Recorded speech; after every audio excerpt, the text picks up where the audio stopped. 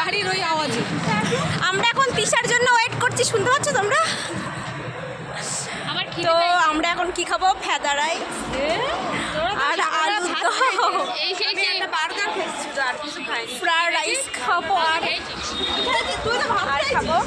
আমি তো তাও খাই, জল খাবো, আলু দম। এই চুপ কর না, ব্লগ বানাচ্ছি আমি। তারপরে যাই হোক, আমার হাতটা ব্যথা হয়ে যাচ্ছে।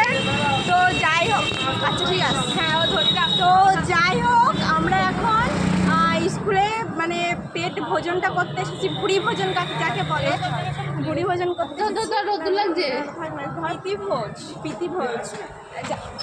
রোদ্দুর লাগছে। যাই হোক, আমরা এখন প্রীতি ভোজ কিন্তু তিশা এখনো আসছে না। আমার এই ফোনটা ভালো করতে হবে, আমি ব্লগ বানাচ্ছি। তো যাই হোক, তিশা এখনো আসছে না।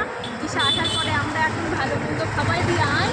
আমার সাথে তো ভালো মন্দ খাই দিয়া, কারণ দিয়া আর আমি, দিয়া একটু মোটা, আমি একটু রোগা, কিন্তু খেতে দুজনে একটু ভালোবাসি। একটুখানি হলেও খাই কই। আপনি কি মনে করছেন এই রোগায় খেতে পারে না? 3টে রুটি খাইছে আগে, 3 ওটা খাই, দিয়া তো খাই না। প্লেটে 3টা পরোটা খেয়ে নিতে পারে। না, আমি অনেক খাই। আমার বোন সমান সমান ভাত খাইছে, আমার বোন রোগা, আমি মোটাই। সত্যি আমিও অনেক খাই। ফোনটা ধর।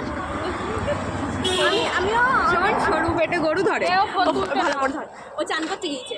আর শোনো আমি তো যেটা বললাম, তুইও ফোন করে দিস না। আমার মুখটা দেখা দাও। আমার মুখটা দেখা দাও। এই তো দেখাই দিচ্ছিস কেন? সেটা দেখা।